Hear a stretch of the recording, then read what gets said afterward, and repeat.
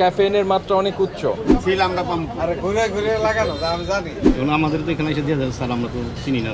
BSTA নেই, এরপরে leveling এর কোনো মোড়ক রুলস মানছেন। আমিরাবাগ গোপাপার ওখানে তৈরি হয়।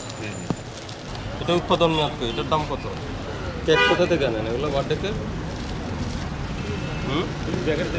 না, এটা আমিরাবাগ জিঞ্জিরার। তো এখানে তো অ্যাড্রেস তাহলে মনে করি কয়েকটা শাখা আছে। না না লাস্টে এটা কি ওনার তো ফ্যাক্টরি অ্যাড্রেস নেই, কলা দিয়ে কারণে যাতে মনে শাখা দিয়ে লিখছে, মূল অ্যাড্রেসটাই তো দিয়ে নেই। ফ্যাক্টরি কোন জায়গায় সেটা তো দিল না। দেখি একটু আলাদা রেডবুলগুলো। এটা তো বাংলাদেশে বিক্রি নিষেধ ভাই। রেডবুল বাইরে খায় খাক, ঠিক আছে। এটার ক্যাফেইনের মাত্রা অনেক উচ্চ। এটা আমাদের দেশে খাওয়ার কোনো নাই, মানে বাজারজাত করা তারা অনেক চেষ্টা করছে নিরাপদ খাদ্য কর্তৃপক্ষের সঙ্গে, কিন্তু এটা অনুমোদন দেওয়া হয় নাই। এখন দেখেন এই প্রতিষ্ঠানটার ঠিকানা কোথায়? বাড্ডা থেকে একজনের সাইকেল দিয়ে দিয়ে যায়, আর আপনি রেখে দেন। পুরো হকাররা দিয়ে যায়।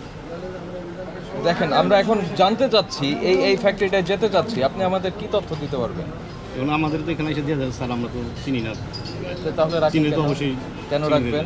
এখানে তো পূর্ণাঙ্গ ঠিকানা নাই। আপনি তো খুচরা বিক্রেতা, উৎপাদনকারী না।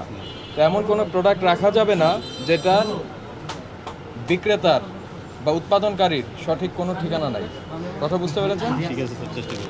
ওয়ালটন এখন দেশের সীমানা পেরিয়ে পৌঁছে গিয়েছে 50টিরও বেশি দেশে। ওয়ালটন, ঘরে ঘরে বিশ্বজুড়ে।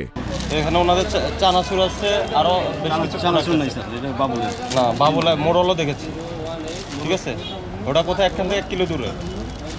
বিএসটিএ লাইসেন্স নেই, বিএসটিএ নেই, এরপরে লেভেলিং এর কোনো মোড়ক রুলস মানছেন। আপনার ফ্যাক্টরিতে দিনে কাজ চলে? ভোররাত্রে বানায়, সকালে কাজ করে পাঠায় দেবো। মানে দিনে বন্ধ থাকে? এখন গেলে পাওয়া যাবে? ওখানকার স্যার আমি তো যাই না। আর কয়টা আউটলেট আছে আপনাদের দোকান? শুধু এটা ফ্যাক্টরি থেকে সরাসরি মাল চলে আসে? আর বাইরে সরবরাহ করে না? বাইরে মাল দেয় না? 20,000 টাকা জরিমানা। মাসুম ভাইয়ের উৎপাদনের তারিখ না 3 তারিখ এগুলো দিচ্ছেন না কেন? হ্যাঁ কাগজ দিয়ে দিচ্ছে স্যার। কোথায় কাগজ? তো নাই। ওই যে দোকান আছে স্যার, ওইটা খালি এর ভিতরে লাগাই। ও আপনি লাগান। আপনি কেন লাগাবেন? আপনি তো লাগাতে পারবেন না। আপনি কি উৎপাদনকারী? এই দেখেন স্যার, মাসুম বেকারির নামে আপনি যে আপনার এটা যে আপনি এটা কি আপনি বানাইছেন?